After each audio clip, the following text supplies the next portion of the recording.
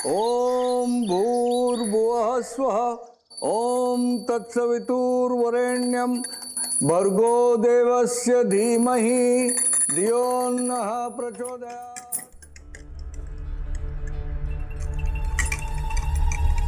दादाजी से चुप। दादाजी हावे ओ फिर से हार गया। चलो चलो चलो दूध पी लो। Very good. मैं बिस्किट खाता हूँ।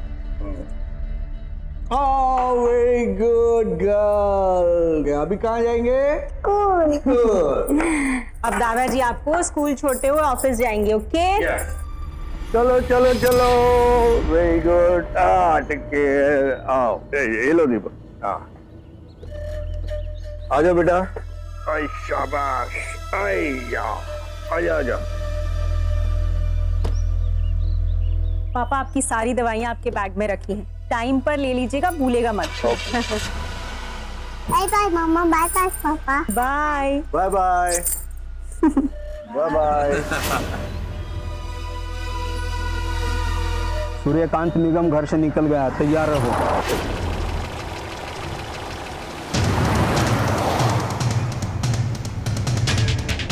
मसूरी चढ़ती रानी है, जीवन उसका पानी है। हाथ लगाओ तो डर जाएगी, बाल मिला तो मर जाएगी। Very good. दादाजी से चुप। और चलो अब स्कूल आ गया। बाय बाय दादाजी। हाय वंशी बेटा। चलो दीपक।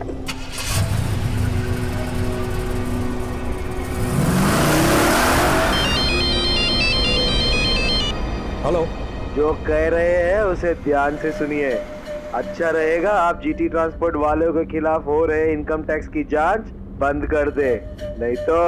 धमकी दे रहे हो? कोरी धमकी नहीं, अपनी गाड़ी के पीछे चल रहे ट्रक को देख लीजिए, कुचल देगा आपको। पहले भी बहुत लोग ऐसी कोशिश कर चुके हैं, तुम भी करके देख लो। स्पीड बढ़ाओ और लेफ्ट मार लो।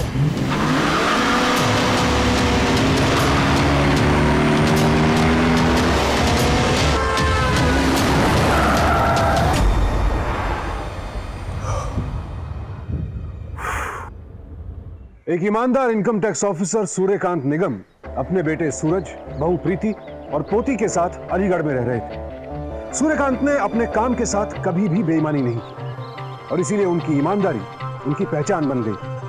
लेकिन बहुत से ऐसे भी लोग थे जो सूर्यकांत की ईमानदारी का नुकसान उठा रहे थे और जब सूर्यकांत उनके दिए किसी भी लालच में नहीं फंसे तो उन्हें मौत का डर दिखाया गया। लेकिन सूर्यकांत फिर भी नहीं डरे। आखिर कौन थे ये लोग और अपनी ऐसी कौन सी बात मनवाना चाहते थे सूर्यकांत से? हम जीटी ट्रांसपोर्ट के मालिक बलदेव जायसवाल के खिलाफ एक्शन तो ले लेंगे, पर इस वक्त एक डीजीपी के नाते नहीं बल्कि एक दोस्त के नाते हम समझाना चाहते हैं कि ये सब आप जो कर रहे हैं आप अपने दुश्मन को बढ़ाते जा रहे हैं। यही बात हम पापा को समझाते रहते हैं अंकल, लेकिन हमारी एक नहीं सुनते। इसलिए आपसे रिक्वेस्ट कर रहे हैं कि इनकी सेफ्टी के लिए कुछ पुलिस वाले रखवा दीजिए। नहीं, हमें कोई सुरक्षा नहीं चाहिए भाई। इतने सालों में कितनी धमकियां मिल चुकी है, लेकिन कोई हमें कुछ कर पाया नहीं ना।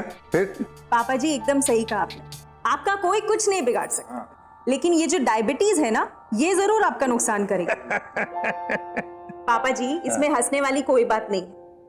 पता है पिछले 2 महीनों से आपने चेकअप नहीं करवाया है। मैंने कल डॉक्टर दुबे से अपॉइंटमेंट ले ली है, जाकर उनसे चेकअप जरूर करवा लीजिएगा, वरना ये जो खाना पीना है ना कल से बिल्कुल बंद। अरे बाप रे, इतनी जरा सी भूल की इतनी बड़ी सजा। अब तो कल पक्का जाना ही पड़ेगा। अब तो खुश।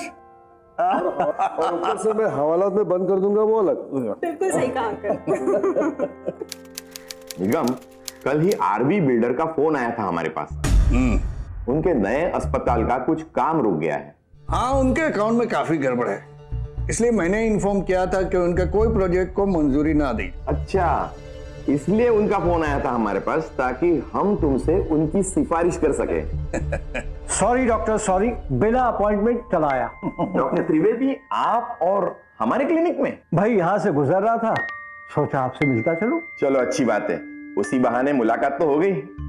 अच्छा डॉक्टर, यह सूर्यकांत निगम इनकम टैक्स ऑफिसर, और निगम यह हमारे काफी पुराने दोस्त डॉक्टर त्रिवेदी, दिल्ली में इनका काफी बड़ा अस्पताल है। हेलो। भाई हमने भी आपकी बहुत तारीफ सुनी, लेकिन आपने बहुत बड़ी गलती की है। इन्हें ये बताकर कि दिल्ली में हमारा बहुत बड़ा अस्पताल है, भाई हम तो गए काम से ना। नहीं नहीं, जब तक आप ईमानदारी से काम करते हैं हमसे डरने की कोई जरूरत नहीं। नहीं, आप बैठिए। वैसे डॉक्टर त्रिवेदी, अभी अभी हम निगम से आरवी बिल्डर के नए अस्पताल के बारे में ही बात कर रहे थे, और यही है वो निगम साहब जिन्होंने एक साइन करके उनके पूरे अस्पताल का प्रोजेक्ट रुकवा दिया। भाई मैं समझता हूँ कि अस्पताल बनना चाहिए, अस्पताल बनेगा तो सबको फायदा होगा। देखिए त्रिवेदी साहब, जब तक आरवी बिल्डर अपने पेपर क्लियर नहीं करते और उन पर लगा हुआ फाइन इनकम टैक्स डिपार्टमेंट में जमा नहीं करते, कुछ भी नहीं हो सकता। निगम, वो लोग फाइन भरे ना भरे, लेकिन हमारे मशीन्स ने फैसला कर दिया है, अब फाइन तुम्हें भरना होगा। देखो ना, पैथोलॉजी लैब से तुम्हारी ब्लड शुगर की रिपोर्ट आई है, देखो तुम्हारी शुगर लेवल कितनी बढ़ गई है। लगता है अब तुम्हारे बहू प्रीति को तुम्हारे बारे में शिकायत करनी पड़ेगी, तुम्हारा स्पेशल ख्याल रखने के लिए। अरे नहीं नहीं नहीं, उनसे कुछ नहीं कहना, नहीं तो काफी डांट पड़ेगी। ना भाई, जैसे तुम्हारे प्रोफेशन में तुम बेईमानी नहीं कर सकते, वैसे मैं भी नहीं कर सकता। अभी उसको फोन लगाता हूं। डर गए ना? हाँ बोलो वसंत। सर, जेबी इंडस्ट्रीज के खिलाफ आपने जो एक्शन लिया था, उन लोगों ने कोर्ट में उसे वापस लेने के लिए केस किया है। ओह आई सी। 3 तारीख को दिल्ली हाई कोर्ट में सुनवाई है। कितने बजे सुनवाई? सर 12 बजे। ठीक है, आप उनके पेपर्स रेडी करके हमें दे देना, हम चले जाएंगे। Okay sir. दादाजी स्टैचू। चलो चलो चलो, अभी स्टैचू ओवर। आप दूध पी लो। पापा जी आप भी नाश्ता कर लीजिए, आपको दिल्ली 12 बजे पहुंचना है। थोड़ा और, चलो चलो चलो। आप रुकिए, हम देख के आते हैं।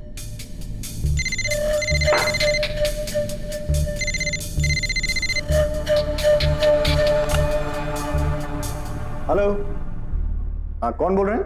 ये सब छोड़िए मियाँ और अपने बाप को समझाइए, देवी इंडस्ट्रीज के केस के फाइल्स दिल्ली ना जाए। अरे आप बोल कौन रहे हैं? नहीं तो ना तो वो बचेंगे, ना उनका केस सुनने वाला कोई बचेगा। हेलो हेलो,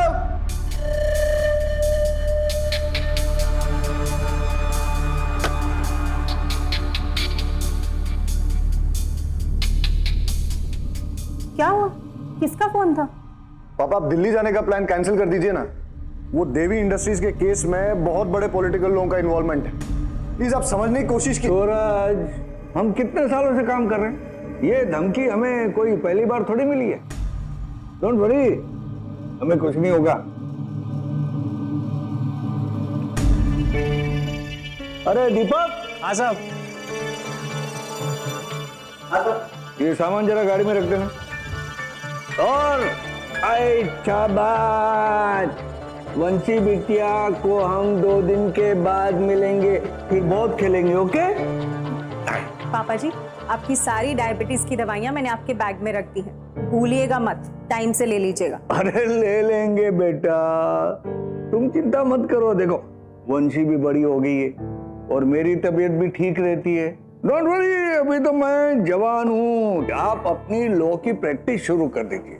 करेंगे पापा जी, जरूर करेंगे। बस 2-3 महीने और फिर हम प्रैक्टिस जरूर शुरू कर देंगे।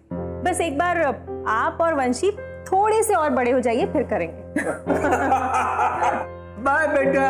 बाय दादू। चलो।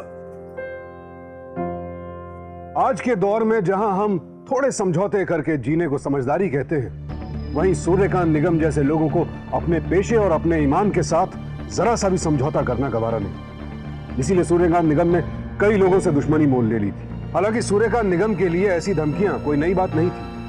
अपने करियर में ऐसी धमकियों से उनका वास्ता पहले कई बार पड़ चुका था। शायद इसीलिए इस बार भी उन्होंने इस बात को ज्यादा तवज्जो नहीं दी। लेकिन क्या हर खतरे को यूं ही नजरअंदाज किया जा सकता है?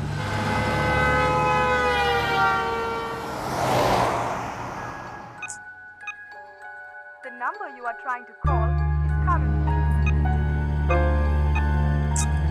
The number you are trying to call is currently not being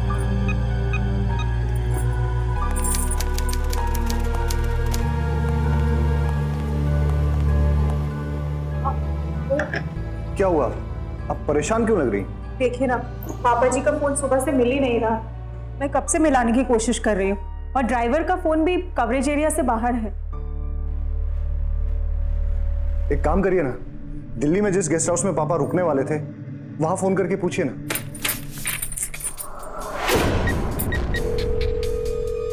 hello, जी हम प्रीति निगम बोल रहे हैं। एक्चुअली हमारे father in law mister Suryakant Nigam आपके गेस्ट हाउस में आने वाले थे, क्या वो पहुंचे? नहीं मैडम, वो आने वाले तो थे पर अभी तक नहीं आए। नहीं आए? जी शुक्रिया। वो तो अभी तक वहां पहुंचे ही नहीं। लेकिन पापा को तो 12 बजे से पहले वहां पहुंच जाना चाहिए था। अब क्या करें? एक काम करते हैं, हम उनके दोस्तों और उनके जानने वालों को फोन करके पूछते हैं, शायद वहां से कुछ पता चल जाए। हेलो बख्शी साहब, पापा का फोन तो नहीं आया था आपको? अंकल, पापा जी आपके यहाँ पर आए हैं? वर्मा जी, पापा आपके यहाँ तो नहीं आए? नहीं नहीं, कोई बात नहीं। इतने सारे लोगों को फोन लगाया पर कहीं से कुछ पता नहीं चल रहा। आपको याद है सुबह एक धमकी वाला फोन आया? कहीं ऐसा तो नहीं कि नहीं सूरज, आप गलत मत सोचिए। हो सकता है पापा जी किसी दूसरी प्रॉब्लम में फंस गए हों। डीजीपी अंकल को फोन करते। जी। आखिर बिना किसी को बताए, बिना कुछ कहे कहां चले गए थे सूर्यकांत निगम? वो कहीं चले गए थे या उन्हें गायब कर दिया गया था किसी साजिश के तहत? और अगर ये साजिश थी, किसने की थी और क्यों? भाई साहब, इनको तो नहीं यहाँ देखा आपने?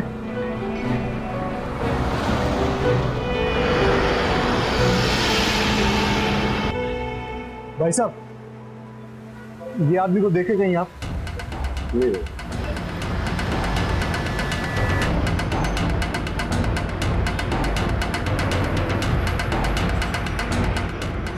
भाई साहब, हाँ, ये हमारे पिताजी। हाँ, इनको यहाँ कहीं देखा आपने? नहीं।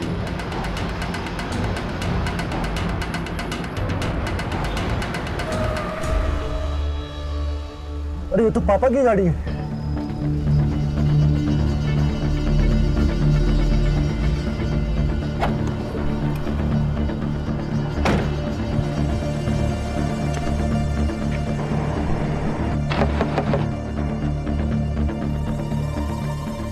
अरे भैया, तुम यहाँ क्या कर रहे हो? और ये गाड़ी क्यों यहाँ खड़ी की है? भैया वो गाड़ी का पेट्रोल पाइप टूट गया था। पापा कहाँ है? वो सब तो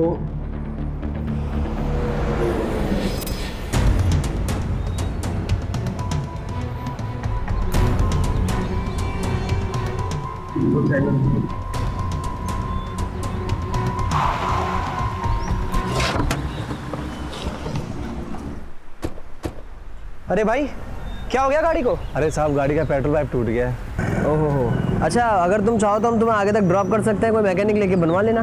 ठीक है बेटा, इसे ले जाओ। अरे हाँ बेटा, एक मिनट, आप कहाँ तक जा रहे हैं? जी अंकल, हम दिल्ली तक जा रहे हैं। अगर एतराज ना हो तो हमें वहाँ छोड़ देंगे। हाँ क्यों नहीं अंकल, आइए sir. Thank you. Deepak, bag ले लो।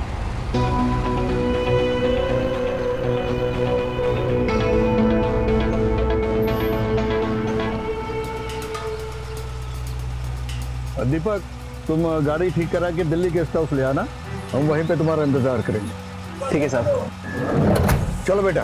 हाँ अंकल, चलो।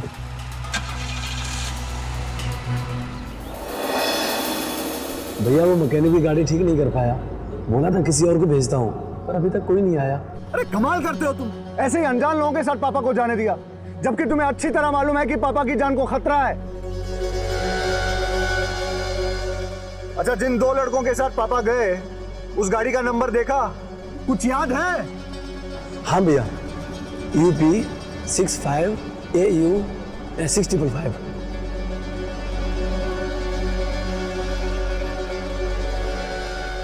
हेलो अंकल, पापा 2 लड़कों से गाड़ी में लिफ्ट लेके दिल्ली चले गए हैं। गाड़ी का नंबर है UP 65 AU 6555। ठीक है बेटा, हम अभी पता करवाते हैं कि ये गाड़ी किसके नाम पे है और वो कहाँ रहते हैं। पापा जी का कुछ पता चला? हाँ, दीपक मिल गया है और जल्दी पापा का भी पता चल जाएगा। दरअसल पापा की गाड़ी खराब हो गई थी और वो 2 लड़कों से लिफ्ट लेके दिल्ली निकल गए हैं। लड़के?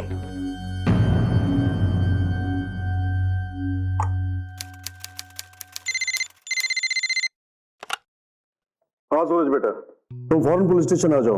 हम लोग लड़कों को पता लगा लिया है और वो यहीं आ रहे हैं। जी अंकल, अभी पहुंच रहे हैं। इन्हीं लोगों की गाड़ी में गए थे तुम्हारे पापा। कहाँ है हमारे पापा? वो अचानक से उनकी तबीयत बहुत ज्यादा खराब होने लगी, फिर हमने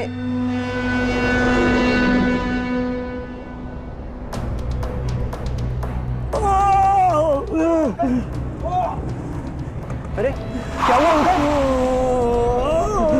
बहुत दर्द हो रहा है, जल्दी से कोई हॉस्पिटल ले चलो। ठीक है अंकल, जल्दी से जाए, जल्दी से।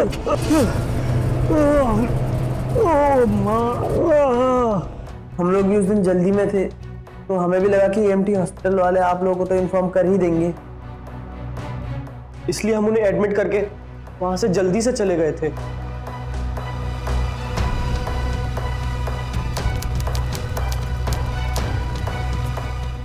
हेलो, हमारा नाम सूरज निगम, अलीगढ़ से आया हूं। आपके हॉस्पिटल में हमारे पिताजी मिस्टर सूर्यकांत निगम नाम के कोई पेशेंट एडमिट है? इस नाम का तो कोई भी पेशेंट यहाँ पर एडमिट नहीं है। हाँ, एक पेशेंट आया तो है, लेकिन उसके बारे में किसी को कुछ पता नहीं है। उसकी कंडीशन बहुत क्रिटिकल है। क्या हम उनसे मिल सकते हैं? जी, यहाँ से राइट चले जाइए। Thank you.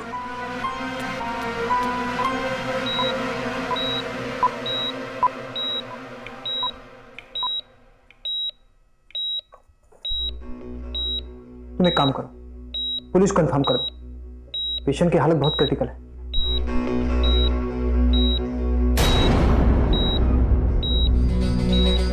हम सूरज निगम हैं और ये हमारे पापा हैं। क्या हुआ हमारे पापा को? देखिए, आपके फादर की तबीयत बहुत क्रिटिकल है, इसीलिए हमें इन्हें ICU में रखना पड़ा, लेकिन अभी मैं कुछ कह नहीं सकता।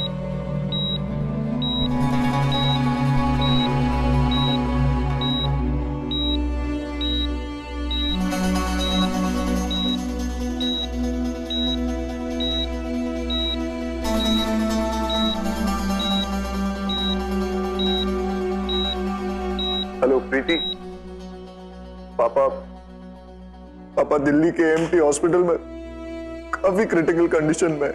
क्या?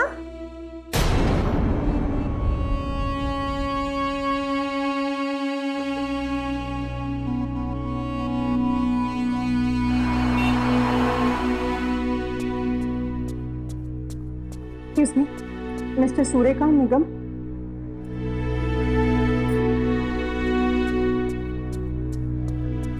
सूरज,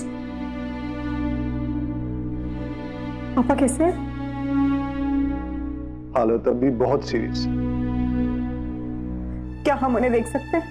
अभी तो डॉक्टर ने मना किया, लेकिन एक बार पूछ के देखते हैं हम। वंशी कहाँ है? वंशी अभी तो यही थी। वंशी, वंशी बेटा कहाँ गई? वंशी, वंशी दादू कहाँ दादू गई? खेलो मेरे साथ, स्टैचू गेम खेलो ना। दादू दादू उठो ना मेरे साथ, स्टैचू खेलो ना। दादू दादू उठो ना, स्टैचू खेलो ना मेरे साथ। दादू दादू उठो ना, स्टैचू खेलो ना मेरे साथ। बेटा, दादू अभी सो रहे हैं, उनको आराम की जरूरत है ना। चलो, हम लोग बाद में बात करेंगे। मैं दादू के साथ खेलूंगी, मैं नहीं चाहूंगी। बेटा, दादू का आराम करना है ना, अभी उठेंगे ना तब उनके साथ खेलेंगे। मैं नहीं चाहूंगी दादू के साथ खेलूंगी, मैं नहीं आऊंगी।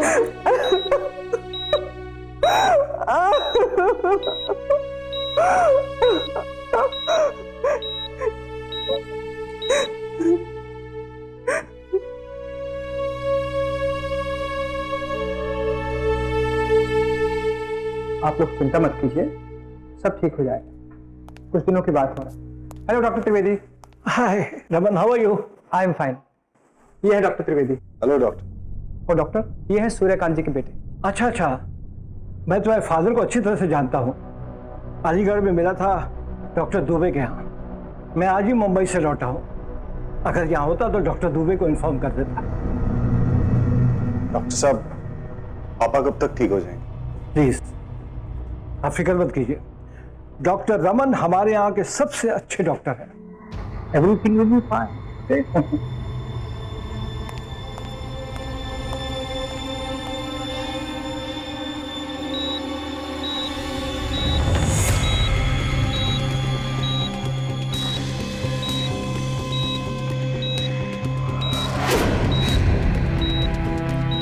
सुधा, पेशेंट के लिए इंजेक्शन रेडी करो। क्विक, इसे इमरजेंसी।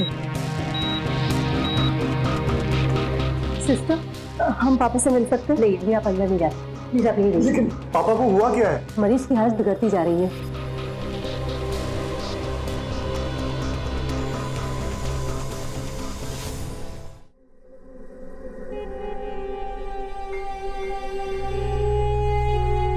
डॉक्टर साहब, पापा ठीक है? हम लोगों ने पूरी कोशिश की। I am sorry mister Suraj.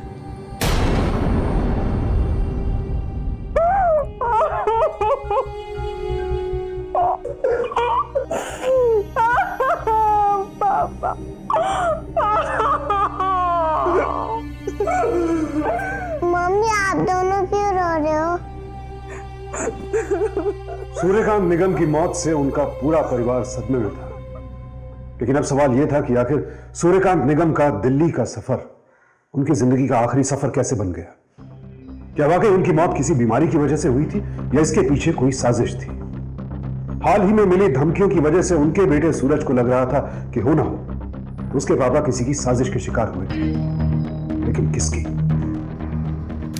Mister Suraj, hospital के डॉक्टर्स ने जैसा कहा वैसा ही है। हाँ, इनफैक्ट हमारी भी उस दिन सुबह बात हुई थी निगम से। वीकनेस और चक्कर आने की शिकायत कर रहे थे वो। हमने उन्हें दवाइयां लेने को कहा था, लेकिन पता नहीं वो दवाइयां ले पाए या नहीं। हम मानते हैं कि पापा की तबीयत खराब है, पर इतनी भी नहीं कि वो इस हालत तक पहुंच जाए। आप लोग कुछ भी कहें, हमें इस बात का शक है कि पापा के साथ जो कुछ हुआ उसके पीछे किसी न किसी की साजिश जरूर। देखिए, आप बेकार में शक करें, हमें ऐसी कोई संभावना नहीं लग रही है। हमें भी नहीं लग रहा है। मम्मा दादू वापस नहीं आएंगे क्या? आएंगे बेटा, पर अभी नहीं आएंगे। और दादू जहाँ भी हैं आपको वहां से देख रहे हैं। वो आपसे कहते थे ना कि जल्दी सो जाओ, तो चलो आप जल्दी सो जाओ, वरना दादू गुस्सा करेंगे ना। सो जाओ। Good night mama. Good night. सो जाओ। सूरज, क्या सोच रहे हैं आप? सोच रहे हैं कि जो कुछ हमें दिखाया जा रहा है वो सच नहीं, और जो सच है वो हम देख नहीं पा रहे। मतलब? जरा सोचिए ना, दिल्ली जाने के रास्ते में पहले वो गेस्ट हाउस आता है और उसके 40 किलोमीटर बाद वो हॉस्पिटल, यानी कि उस गेस्ट हाउस के आसपास और भी हॉस्पिटल्स रहेंगे। तो फिर वो दो लड़के पापा को इतनी दूर उस एएमटी हॉस्पिटल में क्यों लेके गए? सूर्यकांत निगम के बेटे को शक तो था कि उसके पापा के साथ कुछ गलत हुआ था, लेकिन इस शक ने एक अजीब मोड़ ले लिया जब दिवंगत सूर्यकांत निगम के बेटे सूरज के पास एक फोन आया।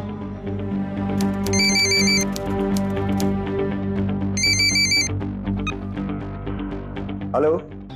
हेलो सूरज, हम डॉक्टर दुबे बोल रहे हैं। हाँ डॉक्टर साहब, बोलिए। कुछ जरूरी बात करनी थी। क्या अभी आप हमारे क्लिनिक आ सकते हैं? जी।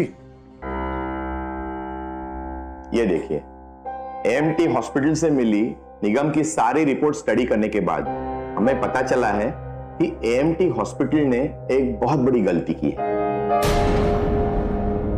गलती? हाँ, गलती। It's a case of medical negligence. दरअसल निगम को एडमिट करने के बाद डॉक्टर रमन ने उन्हें इनकी दवाई दी थी, जो उनके मौत का कारण बन गई। एक डॉक्टर इतनी बड़ी गलती कैसे कर सकता है? पर यह गलती तो हुई है।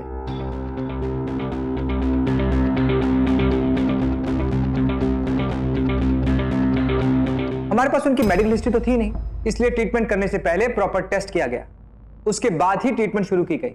और अगर वक्त पे आते हम ट्रीटमेंट शुरू नहीं करते तो वो उस समय भी मर सकते थे। अगर आपने उनके टेस्ट किए तो फिर आपने उनको ऐसी दवा कैसे दे दी जिससे उनकी जान चली गई? मुझे तो लगता है कि आपने उनकी ब्लड टेस्ट की रिपोर्ट देखी भी नहीं और ट्रीटमेंट शुरू कर दिया। एक तो मैंने आपके फादर की जान बचाने की कोशिश की, उस पर आप मुझ पर ही झूठे आरोप लगा रहे हैं। झूठ आप बोल रहे हैं, गलती आप लोगों की थी और अब आप मान नहीं रहे हैं। शांत हो जाइए, शांत हो जाइए प्लीज, शांत हो जाइए। डॉक्टर रमन बिल्कुल सही कह रहे हैं। अगर मिस्टर निगम को उस वक्त गोलियां नहीं दी जाती तो शायद शायद उनकी मौत हो सकती थी। आपको क्या लगता है ऐसी बातें करके आप बच जाएंगे? मैं आपको छोड़ूंगी नहीं, आपको इस बात की सजा जरूर मिलेगी। मैं आप लोगों पर केस करूंगी। चलिए सूरज। सूर्यकांत निगम के बहू और बेटे को यह तो पता चल गया था कि एएमटी हॉस्पिटल में सूर्यकांत निगम के इलाज में लापरवाही बरती गई थी, लेकिन इस तरह के मामलों को अदालत में साबित करना काफी मुश्किल होता है। हालांकि प्रीति शादी के बाद अपनी लॉ की प्रैक्टिस छोड़ चुकी थी, लेकिन अपने ससुर को न्याय दिलाने के लिए उसने उनका केस खुद ही लड़ने का फैसला किया। पापा जी, आप हमेशा कहा करते थे कि हम प्रैक्टिस शुरू कर दें। देखिए, आज हमने आपकी बात मान ली। आज हम आपके लिए न्याय की लड़ाई लड़ने जा रहे हैं। पापा जी, आशीर्वाद दीजिए, हम अपने मकसद में कामयाब होकर लौटे।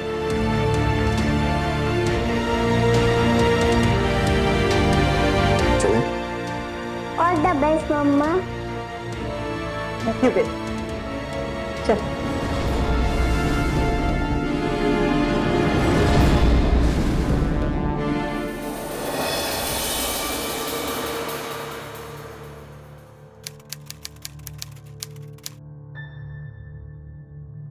योर ऑनर, हॉस्पिटल की रिपोर्ट्स और डॉक्टर दुबे के द्वारा बनाई हुई मेरे father in law mister Suryakant Nigam की केस हिस्ट्री की रिपोर्ट्स के हिसाब से यह साफ जाहिर होता है कि उनकी मौत नॉर्मल नहीं थी। उनकी मौत की वजह थे डॉक्टर रमन और एएमटी हॉस्पिटल। जी हां मिलॉर्ड, उन्हीं लोगों की लापरवाही की वजह से मिस्टर निगम की मौत हो गई, और यहां तक कि उनका जो ब्लड टेस्ट किया गया उसकी रिपोर्ट भी गलत है। मौत का असली कारण फॉरेंसिक रिपोर्ट के बाद ही बताया जा सकता है, इसलिए अदालत पुलिस को हिदायत करती है कि वो जल्द से जल्द फॉरेंसिक टेस्ट करवाए। Till then the court is adjourn for the day.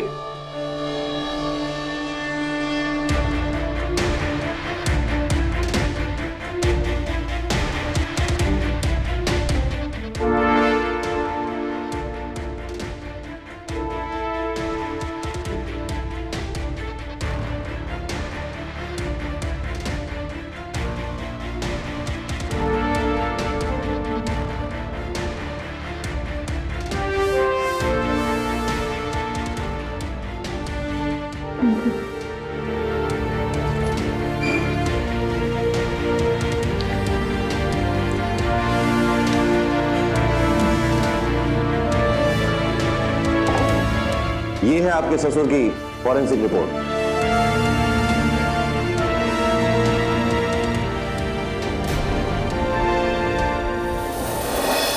Your honour, mister Suryakant Nigam की फॉरेंसिक रिपोर्ट आ गई है, जिसकी एक कॉपी आपके सामने रखी हुई है। योर ऑनर, इस फॉरेंसिक रिपोर्ट से यह बात सामने निकल कर आई है कि मिस्टर सूर्यकांत निगम की मौत 2 दिन पहले ही हो चुकी थी।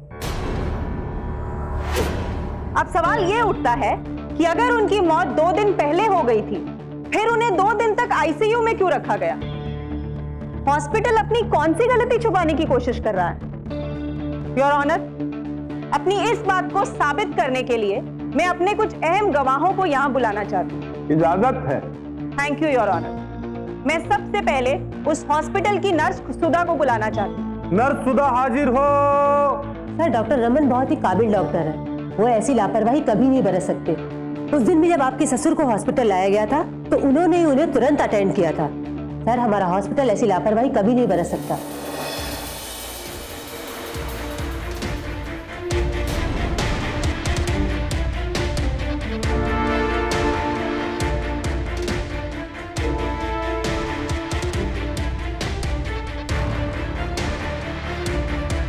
ये सब लोग झूठ बोल रहे हैं, आप ही की गलती से ये सब हुआ है। देखिए, हमने वही किया जो उस वक्त हमें सही लगा। जज साहब, सूर्यकांत जी की हालत इतनी ज्यादा खराब हो चुकी थी कि अगर हम उस समय उनका ट्रीटमेंट शुरू नहीं करते तो वो मर सकते थे। हम उनके ब्लड टेस्ट की रिपोर्ट का इंतजार नहीं कर सकते थे। आपने सूर्यकांत निगम जी की जो ब्लड टेस्ट की रिपोर्ट बनाई वो भी झूठी थी। अब आपको ये मानना होगा कि गलती आप ही की है, आप ही के हॉस्पिटल की है। मिलोड, डॉक्टर भगवान नहीं होते। अगर ऐसा होता तो वो हर पेशेंट की जान बचा सकते थे। वो सिर्फ अपनी तरफ से कोशिश कर सकते हैं और मेरे क्लाइंट ने भी अपनी तरफ से सूर्यकांत निगम जी को बचाने की पूरी कोशिश की। और प्रीति निगम फोरेंसिक रिपोर्ट को सबूत के तौर पर पेश करके यह साबित करना चाहती हैं कि हॉस्पिटल से गलती हुई है। मिलोड, हमारा हॉस्पिटल हर्जाना देने के लिए तैयार है। That's all mill.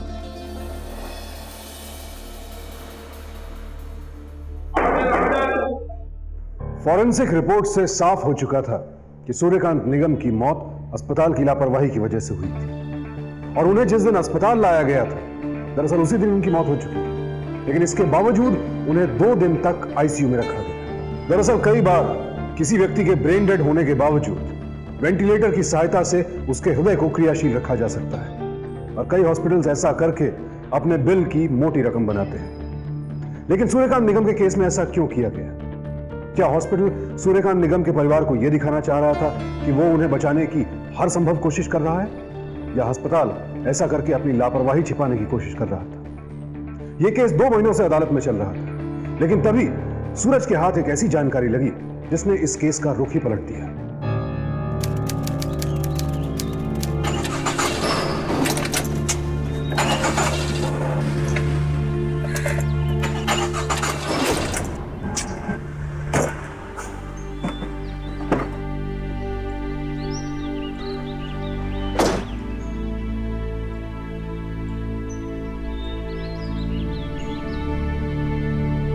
हेलो, हाँ राजू मोटर्स, मैं सूरज निगम बोल रहा हूँ एसके चौक से। घर पे हमारी जो गाड़ी है ना खराब हो गई है, जरा किसी लड़के को भेज देना। ओके।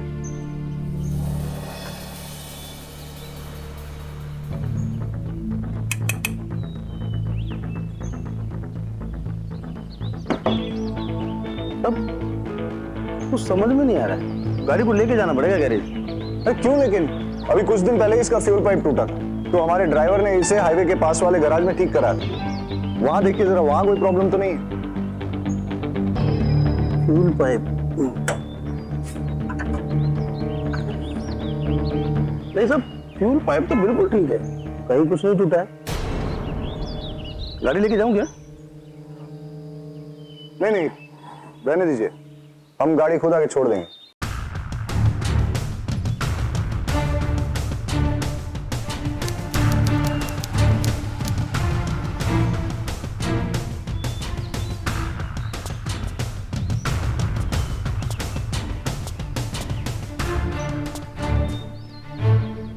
भाई साहब, आपको याद है कुछ महीने पहले आपके गैराज में एक गाड़ी आई थी व्हाइट कलर की, जिसमें लाल बत्ती लगी हुई थी। गाड़ी का नंबर था MH0Z5489। हमारा ड्राइवर लेके आया था आपके पास। व्हाइट कलर की? हाँ याद आया, लाल बत्ती लगी हुई थी। हाँ साहब, आपका ड्राइवर बड़ा अजीब सा लग रहा था। क्यों? गाड़ी में जरा सी प्रॉब्लम थी, इंजन का वायर निकला हुआ था, उसे कोई भी ड्राइवर खुद ठीक कर सकता था। अरे नहीं, उसका वायर नहीं निकला था, उसका फ्यूल पाइप टूटा हुआ था। नहीं साहब, फ्यूल पाइप नहीं टूटा था, इंजन का वायर निकला हुआ था। मैंने उसे 10 मिनट के अंदर ठीक कर दिया, लेकिन वो आपका ड्राइवर काफी देर रात तक खड़ा रहा।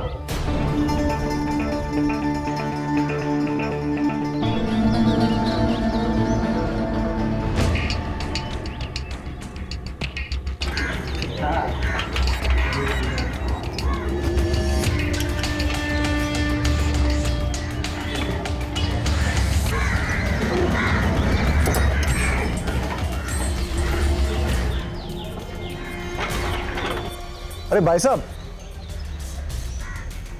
ये दीपक यहीं रहते हैं ना?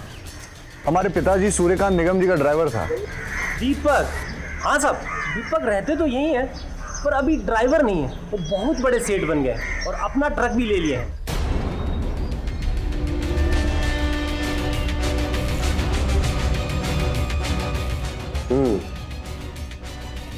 आपकी बात सुन के दीपक के ऊपर शक तो बनता है, लेकिन सच क्या है, उस दिन क्या हुआ था, ये तो दीपक ही उगलेगा।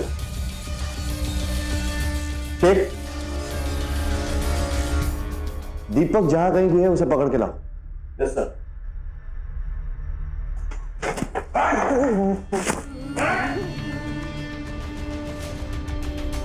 सर बता सर, बताते सर, बता दो।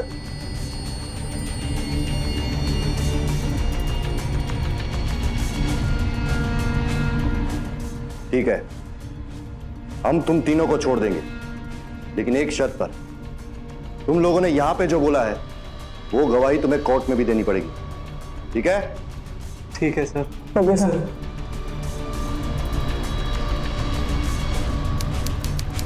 क्या मैं आरवी बिल्डर्स की प्रॉपर्टी डिटेल्स देख सकती हूँ?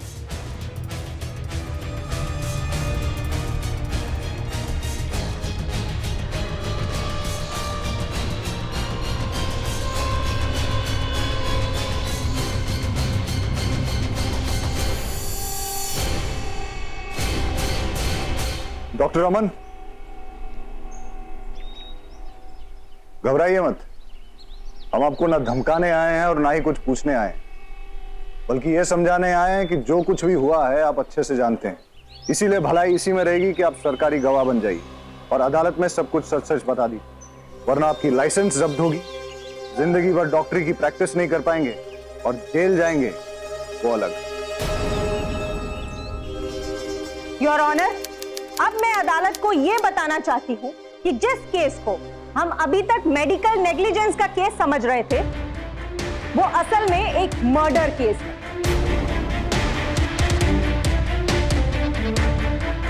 योर ऑनर, अगर आपकी इजाजत हो तो मैं इस केस से जुड़े कुछ गवाहों को यहाँ बुलाना चाहती हूँ। इजाजत। साहब, हमें एक फोन आया था और बोला था दिल्ली हाईवे पर अपनी गाड़ी खराब करने का बहाना करना और अपने साहब को ऐसा दिखाना कि ये गाड़ी जल्दी ठीक नहीं हो सकती है, ताकि उन्हें दूसरी गाड़ी से दिल्ली जाना पड़े। ये फोन आपको किसने किया था? पता नहीं मैडम, पर उसने लिफाफे में पैसे डालकर पहले ही घर पर भेज दिए थे। मैडम, इस काम के लिए हमें पैसे दिए गए थे। जब आपने ड्राइवर को रास्ते में उतार दिया, उसके बाद क्या हुआ? मैडम, उस दिन जब बहुत जोरों की भूख लग रही है, पेट में चूहे दौड़ रहे हैं यार, तो ऐसा करते ना, ढाबे में खाना वाना खा लेते हैं, फिर चले आएंगे। अंकल ठीक है, ओके। तो जल्दी लेके आ बट। ओ क्या हुआ अंकल जी? हम अपनी दवा वाला बैग गाड़ी में भूल आए हैं, हम अभी लेके आते हैं। अरे नहीं नहीं, बैठिए ना, हम दोनों में से कोई चला जाएगा। पिंटू एक काम कर, अंकल की दवाई रखिए कार में, जा बोला। ठीक है ठीक है सर, मैं ले आता हूं। Thank you.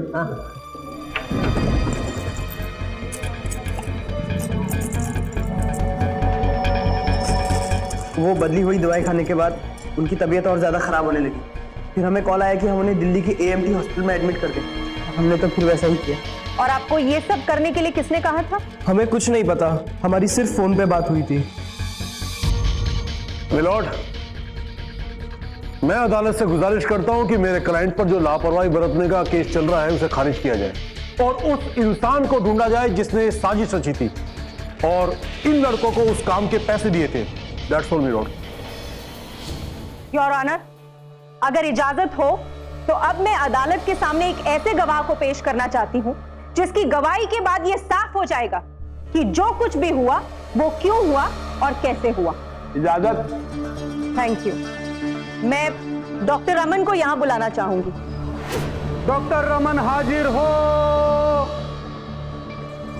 डॉक्टर रमन, बात को घुमा फिराकर कहने से अच्छा है कि आप उस दिन की सारी कहानी अदालत के सामने खुद ही सच सच बता दीजिए।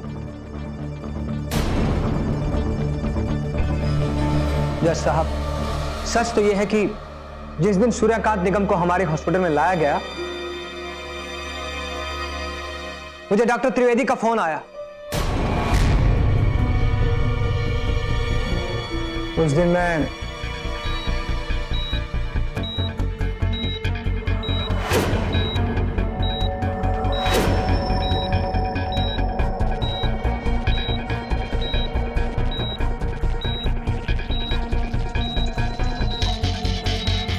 हेलो डॉक्टर त्रिवेदी सर, आपकी एडवाइस के मुताबिक मैंने पेशेंट को टैबलेट दे दी, लेकिन सर उससे तो पेशेंट की हालत और खराब हो चुकी है। परेशान मत हो, मैं आ रहा हूं। Please please come early.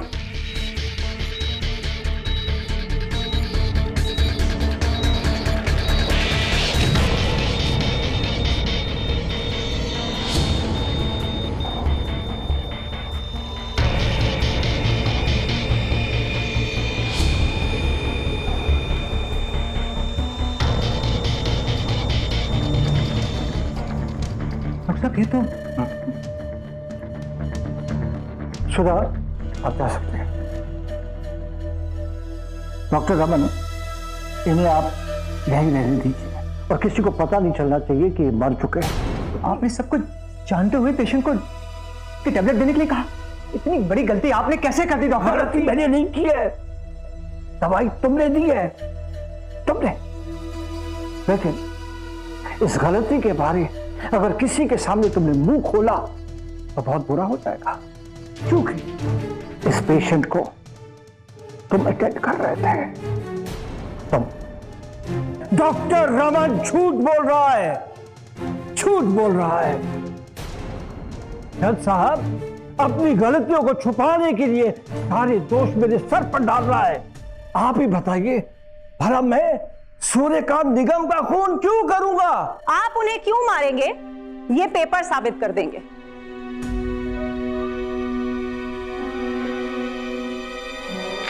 Your honour, मेरे ससुर मिस्टर सूर्यकांत निगम को मारने के लिए डॉक्टर त्रिवेदी के पास एक अहम वजह थी। आरवी बिल्डर्स जो हॉस्पिटल बनाने वाले थे, उस हॉस्पिटल के 40% शेयर डॉक्टर त्रिवेदी के पास थे। एम आई राइट डॉक्टर त्रिवेदी? और मेरे ससुर मिस्टर सूर्यकांत निगम ने इनके सारे बैंक अकाउंट सील करवा दिए थे और इनका पूरा प्रोजेक्ट रुकवा दिया था।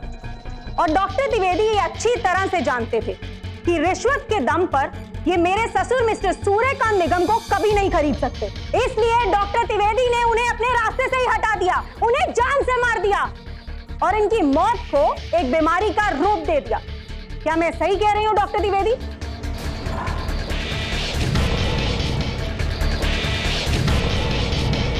आखिरकार डॉक्टर त्रिवेदी के सामने अपना गुनाह कबूल करने के अलावा और कोई रास्ता नहीं बचा। उन्हें सूर्यकांत निगम की हत्या का दोषी पाया गया और आईपीसी की धारा 302 के तहत उम्र कैद की सजा सुनाई गई। सूर्यकांत निगम के ड्राइवर दीपक को आईपीसी की धारा 120 के तहत 5 साल कैद की सजा सुनाई गई। साथ ही उन दोनों लड़कों राजू और दीपेन को भी आईपीसी की धारा 120 के तहत ही 7 साल कैद की सजा सुनाई गई। डॉक्टर त्रिवेदी के अस्पताल का लाइसेंस रद्द कर दिया गया। डॉक्टर रमन को सरकारी गवाह बनने का फायदा मिला और उन्हें 6 महीने कैद की सजा सुनाई गई। इस केस में डीजी बिल्डर्स के खिलाफ आरोप सिद्ध नहीं हो सके, लेकिन उनके खिलाफ भ्रष्टाचार का मामला अब भी अदालत में चल रहा है। आए दिन भ्रष्टाचार के बड़े बड़े खुलासे इस बात का सबूत है कि आज लालच, ईमान और सूर्यकांत निगम जैसे ईमानदार लोगों पर भारी पड़ रहा है। इसमें कोई शक नहीं कि आज के दौर में समझौता किए बगैर ईमानदारी की राह पर चलना एक बहुत बड़ी चुनौती है। लेकिन मुट्ठी भर भ्रष्ट लोगों के डर से अपने ईमान और अपने जमीर का सौदा करना क्या आपको गवारा है? जरा सोचिए। इसी प्रश्न के साथ अब मैं सुशांत सिंह आपसे विदा लेता हूं। फिर मुलाकात होगी ऐसी एक और सत्य घटना के साथ। देखते रहें सावधान इंडिया। तो सावधान इंडिया।